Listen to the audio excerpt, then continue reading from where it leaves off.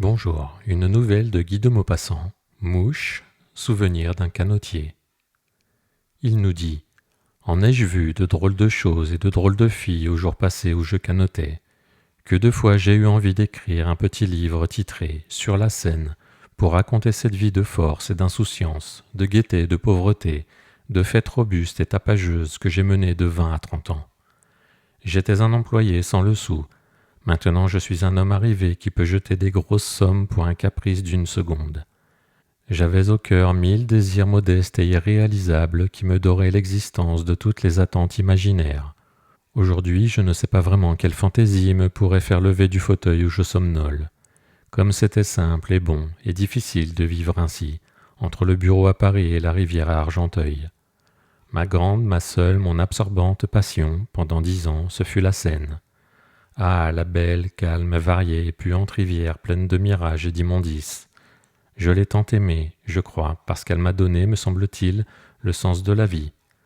Ah, les promenades le long des berges fleuries, mes amis les grenouilles qui rêvaient, le ventre au frais, sur une feuille de nénuphar, et les lys d'eau coquets et frais, au milieu des grandes herbes fines qui m'ouvraient soudain derrière un saule, un feuillet d'album japonais quand le martin pêcheur fuyait devant moi comme une flamme bleue.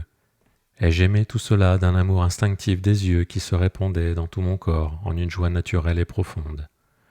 Comme d'autres ont des souvenirs de nuits tendres, j'ai des souvenirs de lever de soleil dans les brumes matinales, flottantes, errantes vapeurs blanches comme des mortes avant l'aurore, puis, aux premiers rayons glissant sur les prairies, illuminées de rose à ravir le cœur, et j'ai des souvenirs de lune argentant l'eau frémissante et courante d'une lueur qui faisait fleurir tous les rêves. Et tout cela, symbole de l'éternelle illusion, naissait pour moi sur de l'eau croupie qui charriait vers la mer toutes les ordures de Paris. Puis quelle vie gaie avec les camarades, nous étions 5, une bande, aujourd'hui des hommes graves. Et comme nous étions tous pauvres, nous avions fondé, dans une affreuse gargote d'Argenteuil, une colonie inexprimable qui ne possédait qu'une chambre dortoir où j'ai passé les plus folles soirées, certes, de mon existence. Nous n'avions souci de rien que de nous amuser et de ramer, car l'aviron pour nous, sauf pour un, était un culte. Je me rappelle de si singulières aventures, de si invraisemblables farces, inventées par ces 5 chenapans, que personne aujourd'hui ne les pourrait croire. On ne vit plus ainsi, même sur la Seine, car la fantaisie enragée qui nous tenait en haleine est morte dans les âmes actuelles. À nous 5, nous possédions un seul bateau, acheté à grand-peine, sur lequel nous avons ri comme nous ne rirons plus jamais. C'était une large yole un peu lourde, mais solide, spacieuse et confortable. Je ne vous ferai point le portrait de mes camarades. Il y en avait un petit, très malin, surnommé Petit Bleu, un grand à l'air sauvage, avec des yeux gris et des cheveux noirs, surnommé Tomahawk. Un autre, spirituel et paresseux, surnommé La Toque, le seul qui ne toucha jamais une rame sous prétexte qu'il ferait chavirer le bateau. Un mince, élégant, très soigné, surnommé N'a qu'un œil en souvenir d'un roman alors récent de Cladel, et parce qu'il portait un monocle. Enfin moi, qu'on avait baptisé Joseph Prunier. Nous vivions en parfaite intelligence, avec le seul regret de n'avoir pas une barreuse. Une femme, c'est indispensable dans un canot. Indispensable parce que ça tient l'esprit et le cœur en éveil, parce que ça anime, ça amuse, ça distrait, ça pimente et ça fait décor avec une ombrelle rouge glissant sur les berges vertes. Mais il ne nous fallait pas une barreuse ordinaire, à nous 5 qui ne ressemblions guère à tout le monde. Il nous fallait quelque chose d'imprévu, de drôle, de prêt à tout, de presque introuvable enfin. Nous en avions essayé beaucoup sans succès, des filles de bar, pas des barreuses, canotières imbéciles qui préféraient toujours le petit vin qui grise à l'eau qui coule et qui porte les yoles. On les gardait un dimanche, puis on les congédiait avec dégoût. Or voilà qu'un samedi soir, N'a qu'un œil nous amena une petite créature fluette, vive, sautillante, blagueuse, et pleine de drôlerie, de cette drôlerie qui tient lieu d'esprit aux titis mâles et femelles éclos sur le pavé de Paris. Elle était gentille, pas jolie, une ébauche de femme où il y avait de tout, une de ces silhouettes que les dessinateurs crayonnent en 3 traits sur une nappe de café après dîner, entre un verre d'eau-de-vie et une cigarette. La nature en fait quelquefois comme ça. Le premier soir, elle nous étonna, nous amusa et nous laissa sans opinion tant elle était inattendue. Tombée dans ce nid d'hommes prêt à toutes les folies, elle fut bien vite maîtresse de la situation, et dès le lendemain elle nous avait conquis. Elle était d'ailleurs tout à fait toquée, née avec un verre d'absinthe dans le ventre que sa mère avait dû boire au moment d'accoucher, et elle ne s'était jamais dégrisée depuis, car sa nourrice, disait-elle, se refaisait le sang à coups de tafia, et elle-même n'appelait jamais autrement que ma sainte famille, toutes les bouteilles alignées derrière le comptoir des marchands de vin. Je ne sais lequel de nous la baptisa Mouche, ni pourquoi ce nom lui fut donné, mais il lui allait bien, et il lui resta. Et notre yole, qui s'appelait Feuille à l'envers, fit flotter chaque semaine sur la Seine, entre Asnières et Maison Lafitte, 5 gars joyeux et robustes, gouvernés, sous un parasol de papier peint, par une vive et écervelée personne qui nous traitait comme des esclaves chargés de la promener sur l'eau, et que nous aimions beaucoup. Nous l'aimions tous beaucoup, pour 1000 raisons d'abord, pour une seule ensuite. Elle était à l'arrière de notre embarcation une espèce de petit moulin à paroles, jacassant au vent qui filait sur l'eau. Elle bavardait sans fin avec le léger bruit continu de ces mécaniques ailées qui tournent dans la brise, et elle disait étourdiment les choses les plus inattendues, les plus cocasses, les plus stupéfiantes. Il y avait dans cet esprit, dont toutes les parties semblaient disparates à la façon de loques de toute nature et de toute couleur, non pas cousues ensemble mais seulement faufilées, de la fantaisie comme dans un conte de fées, de la gauloiserie, de l'impudeur, de l'impudence, de l'imprévu, du comique, et de l'air et du paysage comme dans un voyage en ballon. On lui posait des questions pour provoquer des réponses trouvées on ne sait où. Celle dont on la harcelait le plus souvent était celle-ci. « Pourquoi t'appelle-t-on Mouche ?» Elle découvrait des raisons tellement invraisemblables que nous cessions de nager pour en rire.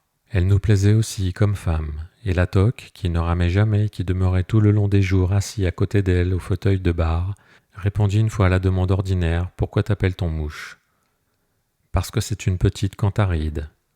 Oui, une petite cantaride bourdonnante et enfiévrante, non pas la classique cantaride empoisonneuse, brillante et mantelée, mais une petite cantaride aux ailes rousses qui commençait à troubler étrangement l'équipage entier de la Feuille à l'envers. Que de plaisanteries stupides encore sur cette feuille où s'était arrêtée cette mouche. N'a qu'un œil, depuis l'arrivée de Mouche dans le bateau, avait pris au milieu de nous un rôle prépondérant, supérieur, le rôle d'un monsieur qui a une femme à côté de 4 autres qui n'en ont pas. Il abusait de ce privilège au point de nous exaspérer parfois en embrassant Mouche devant nous, en l'asseyant sur ses genoux à la fin des repas, et par beaucoup d'autres prérogatives humiliantes autant qu'irritantes. On les avait isolés dans le dortoir par un rideau. Mais je m'aperçus bientôt que mes compagnons et moi devions faire au fond de nos cerveaux solitaires le même raisonnement. Pourquoi, en vertu de quelle loi d'exception, de quel principe inacceptable, Mouche, qui ne paraissait gênée par aucun préjugé, serait-elle fidèle à son amant alors que les femmes du meilleur monde ne le sont pas à leur mari ? Notre réflexion était juste, nous en fûmes bientôt convaincus. Nous aurions dû seulement la faire plus tôt pour n'avoir pas à regretter le temps perdu. Mouche trompa n'a qu'un œil avec tous les autres matelots de la Feuille à l'envers. Elle le trompa sans difficulté, sans résistance, à la prière de chacun de nous. Mon Dieu, les gens pudiques vont s'indigner beaucoup. Pourquoi ? Quelle est la courtisane en vogue qui n'a pas eu une 12aine d'amants ? Et quel est celui de ces amants assez bêtes pour l'ignorer ? La mode n'est-elle pas d'avoir un soir chez une femme célèbre et cotée, comme on a un soir à l'opéra, au Français ou à l'Odéon, depuis qu'on y joue les demi-classiques ? On se met à 10 pour entretenir une cocotte qui fait de son temps une distribution difficile, comme on se met à 10 pour posséder un cheval de course que monte seulement un jockey, véritable image de l'amant de cœur. On laissait par délicatesse Mouche à n'a qu'un œil du samedi soir au lundi matin. Les jours de navigation étaient à lui. Nous ne le trompions qu'en semaine à Paris, loin de la Seine, ce qui, pour des canotiers comme nous, n'était presque plus trompé. La situation avait ceci de particulier que les 4 maraudeurs des faveurs de Mouche n'ignoraient point ce partage, qu'ils en parlaient entre eux et même avec elle, par allusion volée qui la faisait beaucoup rire. Seul n'a qu'un œil semblait tout ignorer, et cette position spéciale faisait naître une gêne entre lui et nous, paraissait le mettre à l'écart, l'isoler, et lever une barrière à travers notre ancienne confiance et notre ancienne intimité. Cela lui donnait pour nous un rôle difficile, un peu ridicule, un rôle d'amant trompé, presque de mari. Comme il était fort intelligent, doué d'un esprit spécial de pince sans rire, nous nous demandions quelquefois avec une certaine inquiétude s'il ne se doutait de rien. Il eut soin de nous renseigner d'une façon pénible pour nous. On allait déjeuner à Bougival et nous ramions avec vigueur, quand la toque, qui avait ce matin-là une allure triomphante d'homme satisfait et qui, assis côte à côte avec la barreuse, semblait se serrer contre elle un peu trop librement à notre avis, arrêta la nage en criant « stop ». Les 8 avirons sortirent de l'eau. Alors, se tournant vers sa voisine, il demanda « Pourquoi t'appelle-t-on Mouche ?» Avant qu'elle eût pu répondre, la voix de n'a qu'un œil, assis à l'avant, articula d'un ton sec « Parce qu'elle se pose sur toutes les charognes ». Il y eut d'abord un grand silence, une gêne, que suivit une envie de rire. Mouche elle-même demeurait interdite. Alors la toque commanda « Avant partout ». Le bateau se remit en route, l'incident était clos, la lumière faite. Cette petite aventure ne changea rien à nos habitudes. Elle rétablit seulement la cordialité entre Naquin-Œil et nous. Il redevint le propriétaire honoré de Mouche du samedi soir au lundi matin, sa supériorité sur nous ayant été bien établie par cette définition, qui clôtura d'ailleurs l'ère des questions sur le mot mouche. Nous nous contentâmes à l'avenir du rôle secondaire d'amis reconnaissants et attentionnés qui profitaient discrètement des jours de la semaine sans contestation d'aucune sorte entre nous. Cela marcha très bien pendant 3 mois environ, mais voilà que tout à coup Mouche prit, vis-à-vis de nous tous, des attitudes bizarres. Elle était moins gaie, nerveuse, inquiète, presque irritable. On lui demandait sans cesse « Qu'est-ce que tu as ?» Elle répondait « Rien, laisse-moi tranquille. » La révélation nous fut faite par Naquin-Œil, un samedi soir. Nous venions de nous mettre à table dans la petite salle à manger que notre gargotier Barbichon nous réservait dans sa guinguette, et, le potage fini, on attendait la friture quand notre ami, qui paraissait aussi soucieux, prit d'abord la main de Mouche et ensuite parla. « Mes chers camarades, dit-il, j'ai une communication des plus graves à vous faire qui va peut-être amener de longues discussions. Nous aurons le temps d'ailleurs de raisonner entre les plats. Cette pauvre Mouche m'a annoncé une désastreuse nouvelle dont elle m'a chargé en même temps de vous faire part. Elle est enceinte. Je n'ajoute que 2 mots. Ce n'est pas le moment de l'abandonner et la recherche de la paternité est interdite. Il y eut d'abord de la stupeur, la sensation d'un désastre, et nous nous regardions les uns les autres avec l'envie d'accuser quelqu'un.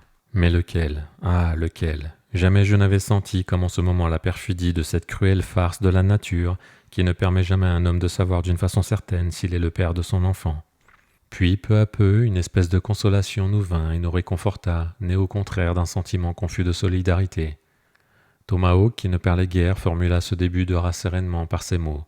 « Ma foi, tant pis, l'union fait la force. » Les goujons entraient apportés par un marmiton. On ne se jetait pas dessus, comme toujours, car on avait tout de même l'esprit troublé. Naquin-Œil reprit. « Elle a eu, en cette circonstance, la délicatesse de me faire des aveux complets. Mes amis, nous sommes tous également coupables. Donnons-nous la main et adoptons l'enfant. » La décision fut prise à l'unanimité. On leva les bras vers le plat de poisson frit et on jura. Nous l'adoptons. Alors, sauvé tout d'un coup, délivré du poids horrible d'inquiétude qui torturait depuis un mois cette gentille et détraquée pauvresse de l'amour, Mouche s'écria. « Oh, mes amis, vous êtes de braves cœurs, de braves cœurs. De braves cœurs, merci à tous. » Et elle pleura pour la première fois devant nous.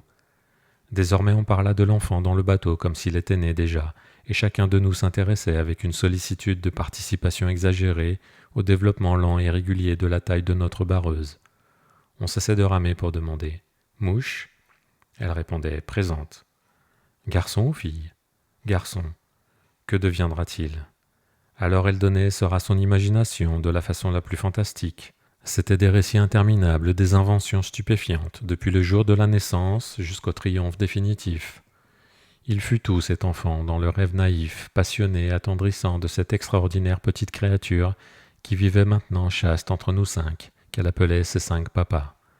Elle le vit et le raconta marin, découvrant un nouveau monde plus grand que l'Amérique, général rendant à la France l'Alsace et la Lorraine, puis empereur et fondant une dynastie de souverains généreux et sages qui donnait à notre patrie le bonheur définitif, puis savant dévoilant d'abord le secret de la fabrication de l'or, ensuite celui de la vie éternelle, puis aéronaute inventant le moyen d'aller visiter les astres et faisant du ciel infini une immense promenade pour les hommes, réalisation de tous les songes les plus imprévus et les plus magnifiques. Dieu fut-elle gentille et amusante, la pauvre petite, jusqu'à la fin de l'été. Ce fut le 20 septembre que creva son rêve. Nous revenions de déjeuner à Maison Lafitte et nous passions devant Saint-Germain quand elle eut soif et nous demanda de nous arrêter au Pec. Depuis quelque temps, elle devenait lourde et cela l'ennuyait beaucoup. Elle ne pouvait plus gambader comme autrefois, ni bondir du bateau sur la berge ainsi qu'elle avait coutume de faire. Elle essayait encore, malgré nos cris et nos efforts, et 20 fois, sans nos bras tendus pour la saisir, elle serait tombée. Ce jour-là, elle eut l'imprudence de vouloir débarquer avant que le bateau fût arrêté, par une de ces bravades où se tuent parfois les athlètes malades ou fatigués. Juste au moment où nous allions accoster, sans qu'on pût prévoir ou prévenir son mouvement, elle se dressa, prit son élan et essaya de sauter sur le quai. Trop faible, elle ne toucha que du bout du pied le bord de la pierre, glissa, heurta de tout son ventre l'angle aigu, poussa un grand cri et disparut dans l'eau. Nous plongeâmes tous les 5 en même temps pour ramener un pauvre être défaillant, pâle comme une morte et qui souffrait déjà d'atroces douleurs. Il fallut la porter bien vite dans l'auberge la plus voisine, où un médecin fut appelé. Pendant 10 heures que dura la fausse couche, elle supporta avec un courage d'héroïne d'abominables tortures. Nous nous désolions autour d'elle, enfiévrés d'angoisse et de peur. Puis on la délivra d'un enfant mort, et pendant quelques jours encore, nous eûmes pour sa vie les plus grandes craintes. Le docteur enfin nous dit un matin Je crois qu'elle est sauvée. Elle est en acier, cette fille, et nous entrâmes ensemble dans sa chambre, le cœur radieux. N'a qu'un œil, parlant pour tous, lui dit « Plus de danger, petite mouche, nous sommes bien contents. » Alors pour la seconde fois, elle pleura devant nous, et les yeux sous une glace de larmes, elle balbutia « Oh, si vous saviez, quel chagrin, quel chagrin. Je ne me consolerai jamais. » De quoi donc, petite mouche ? De l'avoir tué, car je l'ai tué, oh, sans le vouloir, quel chagrin. Elle sanglotait, nous l'entourions émus, ne sachant quoi lui dire. Elle reprit. Vous l'avez vu, vous ? Nous répondîmes d'une seule voix. Oui. C'était un garçon, n'est-ce pas ? Oui. Beau, n'est-ce pas ? On hésita beaucoup. Petit Bleu, le moins scrupuleux, se décida à affirmer. Très beau. Il eut tort, car elle se mit à gémir, presque à hurler de désespoir. Alors n'a qu'un œil, qu'il aimait peut-être le plus, eut pour la calmer une invention géniale, et baissant ses yeux ternis par les pleurs. Console-toi, petite mouche, console-toi, nous t'en ferons un autre. Le sens comique qu'elle avait dans les moelles se réveilla tout à coup, et, à moitié convaincue, à moitié gouailleuse, toute larmoyante encore et le cœur crispé de peine, elle demanda en nous regardant tous. « Bien vrai ?» Et nous répondîmes ensemble. « Bien vrai. »